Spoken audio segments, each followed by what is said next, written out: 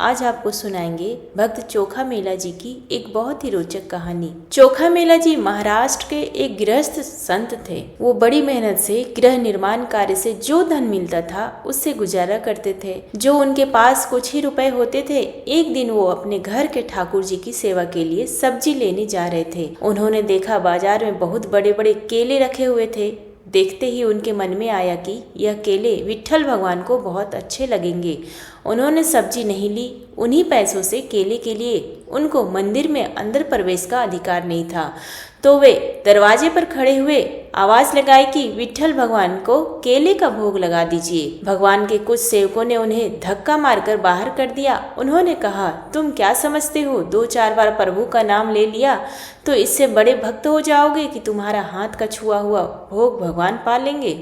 चोखा मेला जी को इस बात से बुरा नहीं लगा कि उनके साथ दुर्व्यवहार हुआ है। वह एकांत में जाकर प्रभु से बात करने लगे कि मेरा अपमान हुआ, इस बात का मुझे कोई दुख नहीं है, लेकिन आपने ऐसा क्यों किया? मेरे हृदय में आपने ही प्रेरणा की और फल देख करके मेरे मन में आया कि आप खाना चाहते हैं, तो मैं आपके लिए केले ले आया। मुझे ऐसी जगह पैदा ही क्यों किया जहाँ की सेवा आपको पसंद नहीं? आप तो सब कुछ कर सकते थे ना। उसके बाद फिर आपने केले खाने की चाह प्रकट क्यों की? यदि आप ऐसा ही चाहते हैं तो फिर मैं इस शरीर को रखकर क्या करूँगा, क्योंकि ये शरीर आपकी सेवा के योग्य नहीं है। आज से मेरा अन्न जल बंद और अब मैं इस शरीर को त्याग दूंगा। उन्होंने अपनी कुटिया का दरवाजा बंद कर लिया और निश्चय कर लिया कि इस शरीर में ना जल डालेंगे और ना ही अन्न डालेंगे। जैसे ही मंदिर में ठाकुर जी को शयन कराया गया, ठाकुर जी वहां से बाहर निकले। ठाकुर जी ने चोखा मेला जी की कुटिया के बाहर जाकर उनका दरवाजा खटखटाया।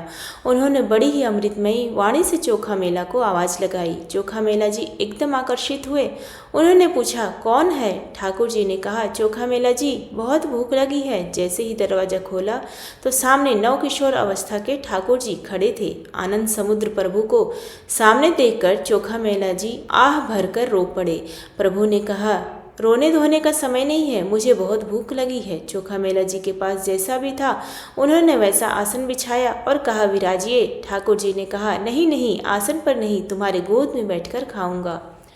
ठाकुर जी ने कहा, वो जो केला लाए थे ना, वो ले आओ। चोखा मेला जी बोले, हाँ प्रभु, मुझे अपमानित करके भगा दिया गया तो वो रखा हुआ है। ठाकुर जी अब चोखा मेला जी के गोद में बैठकर केला खा रहे हैं। प्रभु बोले, आज जो स्वाद मिल रहा है वो मुझे मंदिर में लगाए हुए भोगों में भी नहीं मिलता। रुक्मणी जी को भी पता चले कि मेरे प्रेमी जनों द्वारा दी गई वस्तु में कितना स्वाद है, इसलिए आप मुझे 2 केले रुक्मणी जी के लिए दे दीजिए।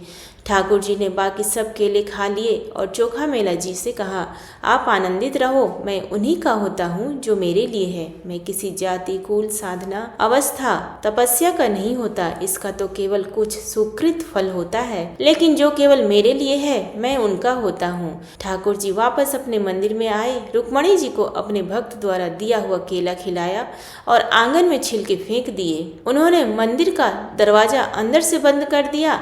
सुबह दर्शन के लिए हजारों भक्तों की भीड़ लगी। ठाकुर जी की सेवा करने वाले सेवक बाहर से ताला लगाकर जाते थे। उन्होंने जब ताला खोला तो दरवाजा नहीं खुला। सब बहुत परेशान हो गए और रोने लगे। पुजारियों ने प्रभु से प्रार्थना की कि प्रभु, कोई अपराध हो गया है क्या? ठाकुर जी ने कहा, यह दरवाजा तभी खुलेगा जब आप सब चोखा मेला जी को लेकर आएंगे और वह दरवाजा खोलने के लिए कहेंगे। निजी सेवकों ने कहा, प्रभु हम अभी आते हैं। ठाकुर जी ने कहा, ऐसे नहीं, पालकी लेकर जाओ। चोखा मेला जी को पालकी में बिठाकर लाओ। वो दैन्य है तो शायद वो पालकी में ना बैठे। आप उनके चरण पकड़ना, प्रार्थना करना, लेकिन उनको पालकी में ही बिठा कर लाना। ठाकुर जी अपने सेवकों के जीवन आधार थे। वो पालकी लेकर चोखा मेला जी को लेने के लिए भागे। सब लोग आश्चर्यचकित हो रहे हैं कि कल मंदिर के दरवाजे से जिसको धक्का दिया था आज उसे ही भगवान के सेवक पालकी में लेने जा रहे हैं। जैसे ही सेवकों ने पालकी में बैठकर मंदिर चलने की बात की तो चोखा मेला जी तो साष्टांग लेट गए। उन्होंने कहा, मैं इस योग्य नहीं हूँ।